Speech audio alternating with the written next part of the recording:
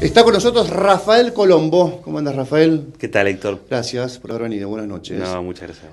Rafael Colombo es nuestro amigo, es abogado, es docente. Ustedes recordarán que estuvo, habitualmente nos visita prácticamente como un columnista más, Rafael, y hace 2 meses aproximadamente nos contó, cuando se hablaba de la reforma de la Constitución, cuando los temas económicos no habían avanzado tanto sobre la coyuntura de la provincia y del país, nos tomamos una licencia para charlar sobre los institutos nuevos, sobre las ideas que traía el proyecto y los proyectos de reforma de la Constitución, sobre todo el proyecto del Poder Ejecutivo, hacer hincapié sobre la cuestión de género, hacer hincapié sobre la cuestión medioambiental, hacer hincapié sobre el mandato de los legisladores, de los presidentes comunales, hacer hincapié sobre el rol del Poder Judicial, ampliar la Corte, digamos. Por ahí había pivoteado la columna de Rafael en aquel momento respecto a lo macro, digamos, a qué podíamos esperar si Santa Fe iniciaba un proceso, ¿no?, de reforma de la Constitución. Luego esto se fue enfriando, se fue congelando de a poco hasta que nos enteramos que por obviamente un pedido de la Casa Gris, ejecutado y llevado adelante por legisladores del oficialismo, se fijó como fecha el 29 de agosto, dentro de algunos días nada más, para discutir en una sesión especial este texto de reforma de la Constitución. Ahora la pregunta es esta, y por eso otra vez lo convocamos a Rafael Colombo. ¿Hay plazos para discutir el texto, llevarlo a las comisiones, discutirlo en comisiones, llegar a consenso en las comisiones, volver al recinto, debatirlo en el recinto y obviamente tener una sanción sobre la nueva Carta Magna? A todo esto hay que elegir a los convencionales, ¿no?, para que debatan estos asuntos después en la convención constituyente. Así que esta es la idea de esta noche, volver a convocar a Rafael para que nos cuente si hay márgenes para discutir la reforma de la Constitución en lo que queda del año. Obviamente queda todo un año por delante, pero también es cierto que, y el gobierno no lo escondió en ningún momento, hay un interés marcado, público, de Miguel Lifchit de lograr la reforma de la Constitución con la reelección incluida. ¿Esto es posible, Rafael? ¿Qué podría empezar el 29 de agosto? Bueno, en primer lugar, el 29 de agosto lo que se va a llevar a cabo en la Cámara de Diputados es una sesión especial de carácter extraordinario, convocada expresamente por el gobernador Lifchit, a los fines de que se trate el proyecto, el mensaje remitido por el Poder Ejecutivo que declara la necesidad de reforma parcial de la Constitución de la provincia de Santa Fe. ¿Por qué ocurre esto? Precisamente por lo que vos venías diciendo en la introducción. El proyecto fue originariamente remitido hace unos meses y comenzó a circular por algunas comisiones. Hubo algún debate inicial sobre cuáles son las comisiones a las que tendría que ser efectivamente adjudicado el proyecto a los fines de ser analizado y finalmente ir al recinto para su votación. El proyecto creo que comenzó circulando por la Comisión de Asuntos Comunales, creo que después finalmente se estancó en la Comisión de Educación y tenía que pasar también por las comisiones de Derecho y Garantías, Presupuesto y Hacienda y Asuntos Constitucionales. La selección de a qué comisión debe ir cada vez que se ingresa un proyecto por parte de un legislador o un mensaje remitido por el Poder Ejecutivo tiene un dejo de discrecionalidad que es siempre discutible. Sin perjuicio de eso, lo que quedó claramente planteado en esta primera etapa, en donde el gobernador remite el mensaje para su consideración, eligiendo primero la Cámara de Diputados y no la Cámara de Senadores, es que quedó estancado el proyecto en esa suerte de laberinto de comisiones arbitrariamente elegido, no se sabe muy bien por quién, ¿no? Entonces, a partir de ese estancamiento, la estrategia del gobierno provincial, un poco esto ya es un dejo de lectura política, es convocar una sesión extraordinaria a los fines de que efectivamente todos los legisladores de la Cámara de Diputados, todos los diputados, se pronuncien en relación a este proyecto de reforma constitucional, que es la primera tentativa seria que se encara desde el retorno a la democracia en la provincia de Santa Fe para reformar un texto constitucional que ya lleva más de 66 años. Es decir... disculpa, sí. un breve paréntesis. La gestión Reviglio-Gobernador me parece que tuvo media sanción en la Cámara de Diputados, ¿no? El proyecto. Sí, pero a lo que me refiero es que la tentativa de elección, es decir, en aquel entonces estábamos volviendo a la democracia, hubo un momento que coincidió con otro momento que eran muchas provincias estaban reformando sus constituciones. Hubo como dos grandes momentos del retorno a la democracia de reformas constitucionales provinciales. El primero, precisamente con la recuperación de la democracia. Buena parte de las provincias entre 1983 y 1989 reformaron sus cartas magnas provinciales. Y después hubo un segundo momento que se profundizó con la reforma, con posterioridad a la reforma de 1994, donde cada provincia volvió, en algunos sentidos, a actualizar su carta magna. Esos dos momentos, de alguna manera, estaban vinculados a coyunturas políticas muy precisas, ¿no? Santa Fe quedó, sin perjuicio del intento que vos mencionabas recién, quedó manifiestamente desactualizada con el paso del tiempo. O sea, no lo hizo cuando se recuperó la democracia, no lo hizo en los años inmediatamente posteriores a la reforma del 94, y bueno, ahora creo que es la única provincia junto con Mendoza, antes creo que era la provincia de Entre Ríos, que tenía una desactualización desde 1933, una constitución que hizo el célebre constitucionalista peronista Arturo Sampay, que fue también el autor de la Constitución de 1949, la Nacional. Y bueno, Santa Fe queda manifiestamente desactualizada, y sin perjuicio de este intento que coincidió con esta coyuntura política, es la primera vez que un gobernador elabora un proyecto de reforma un poco ya planteando la mora temporal evidente, y lo plantea con un contexto que precede al envío, a la remisión del mensaje, que es el programa Bases para la Reforma, que creo que es lo más positivo de todo esto y que se distingue claramente con el proceso iniciado por aquel entonces por Reviglio. Es decir, antes de remitir un proyecto de reforma constitucional, hubo un momento de consulta pública impulsado desde la Dirección de Reforma Política y Constitucional que conduce el doctor Brando. Yo creo que esto se ha repetido, se ha hablado en muchas ocasiones, pero no es menor, no estamos hablando de un proceso de consulta. Lo que el constitucionalismo quizás más de avanzada o más vanguardista de hoy nos está planteando es la necesidad de construir mayores niveles de legitimación social en relación a la discusión o el debate sobre una reforma de la Constitución, porque precisamente lo que se plantea es que la vida cotidiana de las personas está de alguna forma contenida en el diseño del nuevo texto constitucional. Por supuesto que esta discusión puede ser relativizada. Mucha gente dicen, o muchos actores políticos dicen, la reforma de la Constitución no le va a cambiar la vida a nadie. Sí, sí. No hay grandes movilizaciones de gente pidiendo reformas. No hay grandes movilizaciones de gente. Y cosas por el estilo. Y cosas por el estilo. Pero yo quiero hacer una comparación muy breve con lo que está pasando en Chile.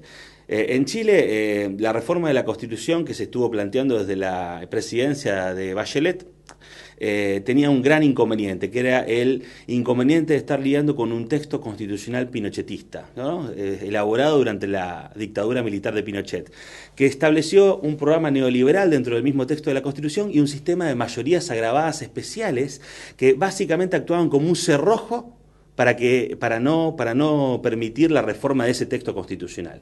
Entonces Bachelet estableció toda una serie de medidas que no eran consideradas necesariamente legales, es decir, estaba evadiendo el mecanismo de reforma de la Constitución previsto por ese texto constitucional de una dictadura militar, pero que al mismo tiempo había sido ratificado por las sucesivas presidencias de la recuperación democrática y la propia Bachelet, y construyó un proceso de legitimación popular. Estableció un primer paso de educación cívica constitucional, un paso en donde hablaba con las principales entidades intermedias y organizaciones sociales del país. Un paso en donde también al mismo tiempo el texto constitucional se ponía a disposición de un conjunto de actores del ámbito político, científico y jurídico. Un proceso también incluso que estaba vinculado a un referéndum en el caso de que después se sancione ese texto, se tenía que ratificar popularmente por parte de el propio ciudadano chileno.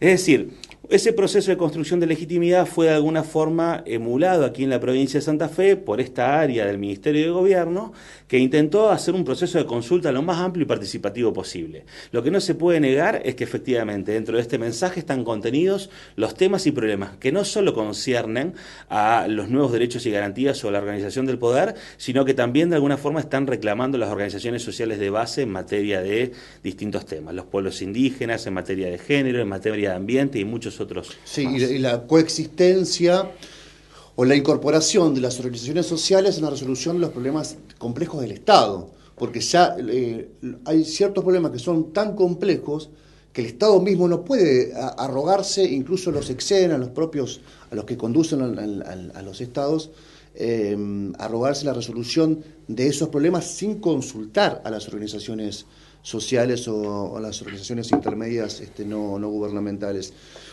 Ahora bien, volviendo a la pregunta inicial, 29 de agosto, sesión especial. Sesión especial. ¿Esa sesión especial qué resuelve? Esa sesión especial lo que tiene que resolver es si le da media sanción o no al proyecto enviado por el Poder Ejecutivo. Bien. Ni más ni menos. Ni más y ni lo menos. que va a obligar de alguna manera, por lo menos no sé si se va a obligar en sentido estricto, lo que va a de alguna forma permitir es que cada legislador se exprese en relación a la reforma de la Constitución de la provincia de Santa Fe. Pero no va a significar que Carlos del Frade levante la mano y diga yo tengo otro proyecto, o no va a significar tal vez que Silvia Ausburger lo haga. ¿Puede pasar eso también? No, porque específicamente... Se trata este texto. Se trata este texto porque es el texto que remite del Poder Ejecutivo, que es lo que suele ocurrir con el diseño de las sesiones extraordinarias.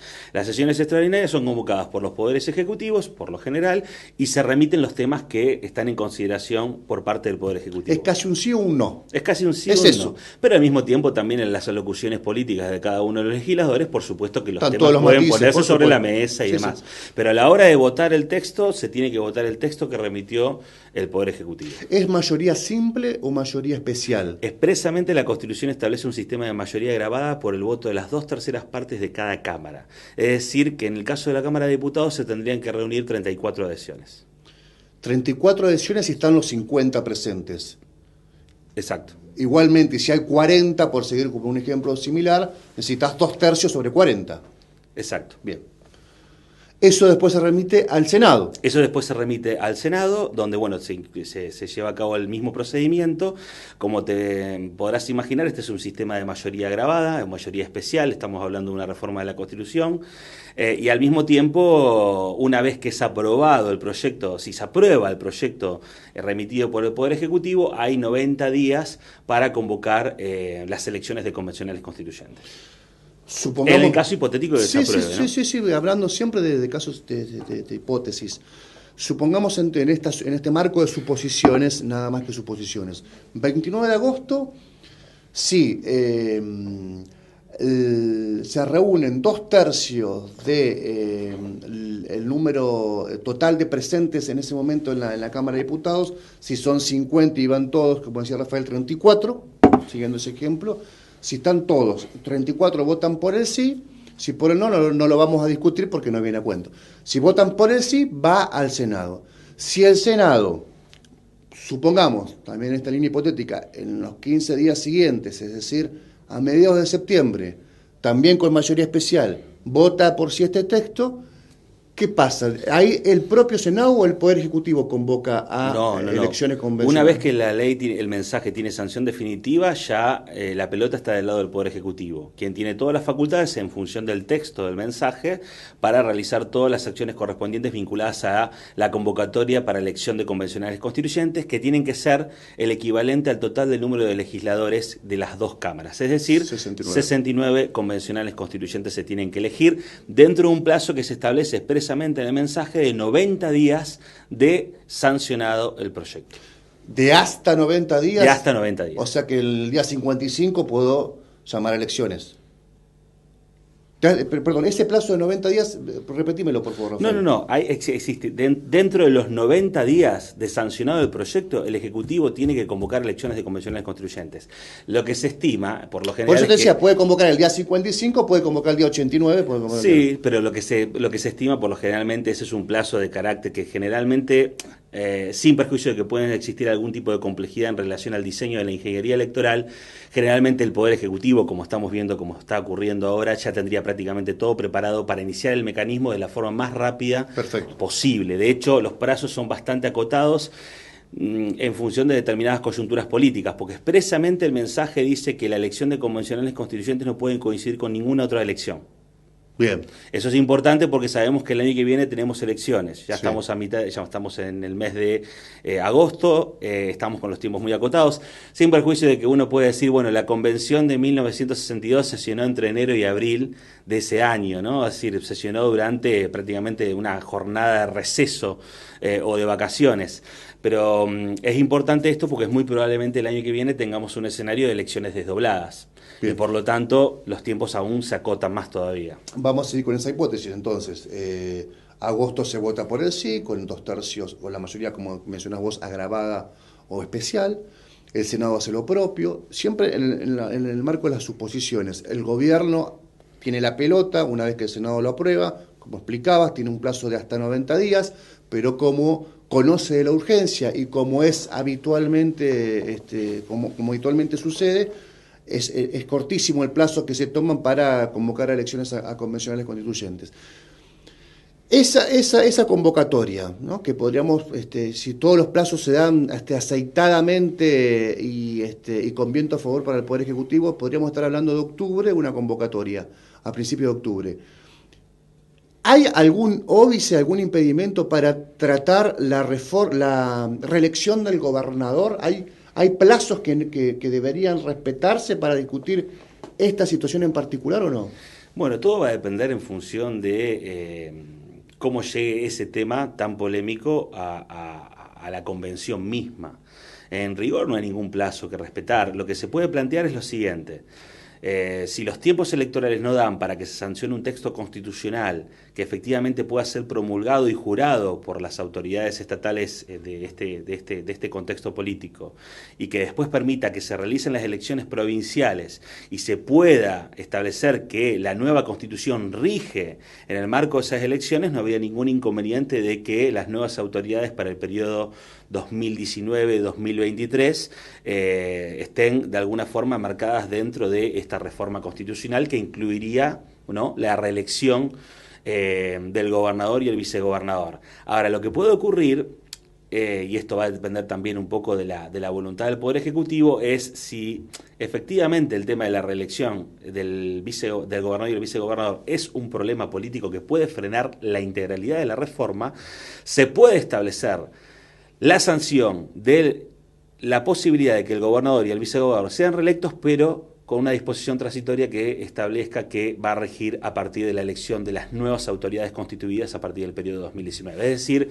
estaría autoexcluido el gobernador y el vicegobernador actual. Eso puede ocurrir, de hecho es un debate y es una serie de soluciones que se han aplicado en otro tipo de provincias que también han estado de alguna forma eclipsadas sus reformas constitucionales por estas pretensiones políticas. De todos modos, yo creo que, yendo puntualmente en relación a ese debate, la pretensión de Miguel Lifchi para ser reelecto es completamente legítima, porque Santa Fe es uno de los pocos sistemas jurídicos junto con Mendoza que no tiene posibilidad de reelección. Al mismo tiempo, el gobernador Lifchi está planteando una reelección por única vez para todos los cargos políticos electivos de la provincia de Santa Fe, lo cual no es menor, porque hoy eso, por ejemplo, no lo tenemos ni para diputados y para senadores. Y tenemos diputados y senadores que ya llevan siendo diputados y senadores de hace muchísimo tiempo, tenemos muchísimos intendentes y presidentes comunales y concejales en la misma situación, lo cual también da una pauta de un cambio de cultura política muy significativo, porque está proponiendo un esquema de alternancia mínimo de 8 años, sin perjuicio de que después los actores políticos pueden rotar, pero no es menor. Es decir, el gobernador está proponiendo: reconózcanme a mí como gobernador y vicegobernador lo que ustedes ya tienen vigente, que es la posibilidad de ser reelectos, ni más ni menos. Todas las categorías pueden ser reelectas dentro de este sistema político santafesino, menos la del gobernador y el vicegobernador. El presidente puede ser reelecto. Bueno, por supuesto. Entonces, no es un desatino del gobernador plantear esta propuesta política. Yo creo que hay mucha mala intención por parte de algunos actores que no tienen ningún tipo de interés en relación a la reforma de la Constitución y al mismo tiempo después se manejan en función de las encuestas. Como las encuestas le están dando muy bien al gobernador Lifchi, tienen miedo de que efectivamente, si se puede presentar para una reelección, pueda obtener nuevamente la gobernación de la provincia. Una vez que se jure, todo en el marco de una cuestión hipotética, si se jurase la nueva Constitución, incluso con la cláusula transitoria que regirá la reelección desde el 2023, ¿sería? ¿No? 2019. Desde 2019 en adelante. Claro, 2019 en adelante, exactamente. Incluso con eso, si el actual diputado o senador, que ya viene con 3 o 4 mandatos detrás, ¿no?, en el lomo, en la espalda, ¿Puede volver a ser senador o diputado con la nueva Constitución? No, con la nueva Constitución los plazos vuelven a foja cero, para decirlo de alguna manera. O sea que sí. O sea que sí, sí, por supuesto. Y los plazos se empiezan a cumplir a partir de la vigencia del nuevo texto constitucional. Bien. También depende de que se establezcan las cláusulas transitorias. Yo creo que lo más sano sería que efectivamente los plazos se computan todos a partir de cero y efectivamente las personas que quieren seguir teniendo sus mandatos los pueden tener por el periodo que establezca la Constitución provincial. Muy bien, muy bien. ¿Algo para agregar? Porque tuvo todo... No. A cada pregunta una respuesta precisa, Rafa. Un detalle en referido a la forma de elección de los convencionales. Se establece un distrito único para toda la provincia de Santa Fe. La distribución de los cargos se hace por sistema DONT y se respeta el principio de paridad de género, lo cual es un dato muy importante y da cuenta del compromiso del gobierno provincial en relación a este tema, que no es para nada menor. Y al mismo tiempo lo que se establece un poco, a mi criterio erróneamente, es que cada una de las listas tiene que tener un mínimo del 1,5 del padrón electoral, que es el mismo problema que tuvo en otra elección Barrio 88 aquí en la ciudad de Santa Fe y por el cual el procurador Barraguirre escribió un dictamen realmente muy interesante, planteando un poco la inconsistencia de este umbral electoral que ha generado siempre tanta polémica. De hecho, el diputado Bermúdez tiene una propuesta política planteando específicamente que el umbral electoral tiene que ser del 1,5 del total de electores que concurren a votar, y no del padrón electoral, porque todos sabemos que en general siempre concurren a votar entre el 65 y el 70% en la elección. Rafa, ¿el convencional va a cobrar? El convencional por su rol de convencional. El convencional va a cobrar la remuneración que le corresponda, que va a ser equivalente a una remuneración de un legislador provincial, pero no puede tener dos remuneraciones en el caso de que tenga al mismo tiempo otro cargo. El cargo de convencional constituyente es compatible, dice expresamente la Constitución provincial, con cualquier otro cargo de carácter provincial o nacional. Es decir, pueden ser convencionales constituyentes de acuerdo a una interpretación, incluso los miembros del Poder Judicial. Ahora, si bien hay una equivalencia entre el cargo de convencional y el cargo de legislador, lo que no se puede permitir, y eso lo establece expresamente el mensaje, es que los convencionales perciban la remuneración de convencionales y la remuneración paralela del cargo que estén desempeñando en ese momento. O es una cosa o es la otra. El gobernador puede ser convencional. El gobernador puede ser convencional, por supuesto. El presidente de la EPE puede ser convencional. El presidente de la Corte Suprema, miembros de la Corte Suprema, miembros del Poder Judicial pueden ser convencionales constituyentes. Sí, porque expresamente se establece la compatibilidad con cualquier otro tipo de cargo de carácter municipal, provincial o nacional. Muy bien, Rafa, muy clarito. El 29 de agosto, convocatoria entonces a sesión especial pedida por el Poder Ejecutivo para que se discuta el proyecto del Poder Ejecutivo. Se necesitan 2/3, mayoría especial o agravada, como mencionaba Rafael recién, es decir, 34 personas de mínima para que ese texto sea aprobado en la Cámara de Diputados y después un proceso similar se necesita en el Senado. Y luego, bueno, la convocatoria convencional, el plazo de discusión, jurar por una nueva Constitución en el caso de que esto prospere. Gracias, Rafa, por la visita. Gracias como a vos por la siempre. invitación.